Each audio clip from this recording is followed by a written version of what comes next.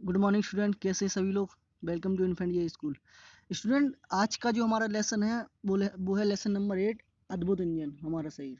इसके पहले हम आपको सिविल लेसन तक करवा चुके हैं, उसके क्वेश्चन आंसर हम आपको दे चुके हैं ऑलरेडी पीडीएफ के फॉर्म में ग्रुप में, तो आप उसको लिख लें अपनी नोटबुक पर। अब ये हमारा एक नया लेसन है, ये है अद्भुत इंजन हमारा शरीर। तो इस लेसन के बाद भी हम आपको पीडीएफ फॉर्म में इसके क्वेश्चन आंसर देंगे, तो आप लोग उसको देख लें और लिख लें। तो आज हम लोग पढ़ेंगे और हमारे साथ आप लोग भी पढ़ेंगे और सुनेंगे ध्यान से।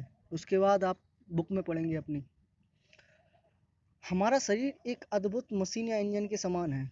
जिस प्रकार इंजन को चलाने के लिए डीजल की आवश्यकता होती है, उसी प्रकार हमारे शरीर को निरोग बनाए रखने के लिए संतुलित आहार की आवश्यकता होती है। यदि इंजन वाली मशीन की शरीर की मशीन से तुलना करें तो आप देखेंगे कि हमारे शरीर का इंजन एक विचित्र इंजन लगेगा। जब किसी इंजन में टूट फूट होती है तो वह अपने आप ठीक नहीं होता, बल्कि उसकी मरम्मत करवाई जाती है।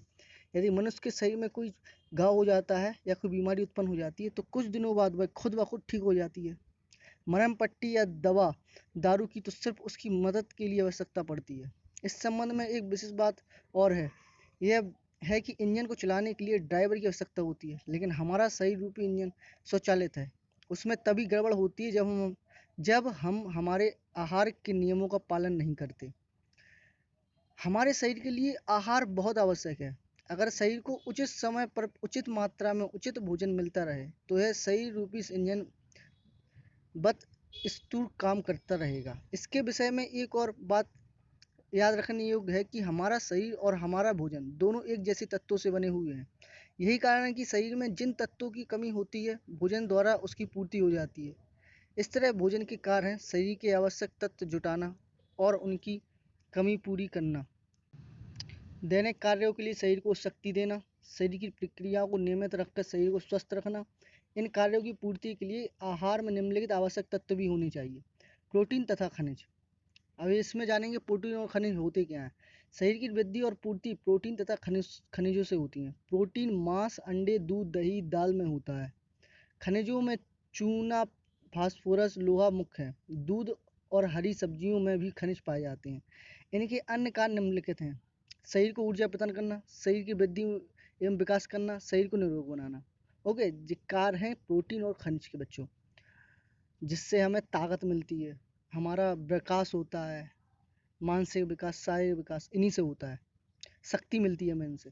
कार्बोहाइड्रेट्स, इसके दो मुख्य कार्य हैं, मुख्य रूप हैं स्टार्च और शक्कर। स्टार्च हमें चावल, बाजरा, मक्का, आलू तथा शर्कंद से प्राप्त होता है। शक्कर हमें चीनी तथा गुड़ से प्राप्त होती है। शक्ति का एक अन्य स्रोत चर्बी भी है। चर्बी हमें दूध, मक्खन, घी, तेल आदि से प्राप्त होती है। शक्ति हमें कार्बोहाइड्रेट से मिलती है। इसके कार्य इस प्रकार हैं: यह प्रोटीन एवं वसा की बचत में सहायक होता है। यह कैल्शियम के अवशोषण में सहायता प्रदान करता है। शरीर की मांसपेशियों को सुदृढ़ और पुष्ट बनाता है। यह आहार को स्वादिष्ट बनाकर भूख को तृप्त करता है। ओके, ये कार्बोहाइड्रेट के बच्चों कार्य हैं। ओके, अब विटामिन तथा लवण, ये क्या है, विटामिन और लवण होते क्या हैं और इनके कार्य क्या हैं, तो आप चलिए पढ़ते हैं।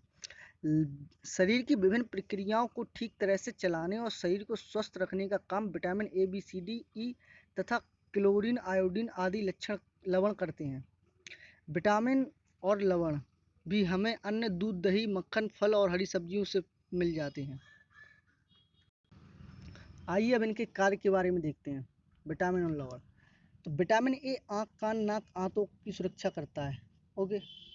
विटामिन बी पाचन तंत्र को स्वस्थ रखता है। विटामिन सी अस्थियों, दांतों, मसूड़ों मजबूत रखता है। विटामिन डी संक्रामक रोगों से रक्षा करता है।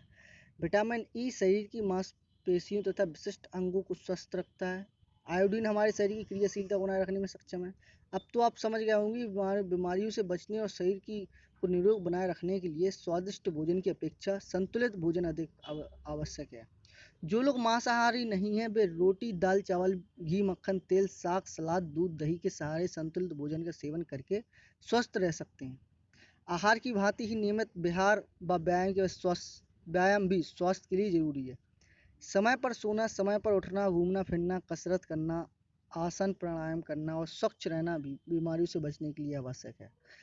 आहार विहार के इन सामान्य नियमों का पालन करके कोई भी व्यक्ति निरोग रहकर दीर्घायु प्राप्त कर सकता है।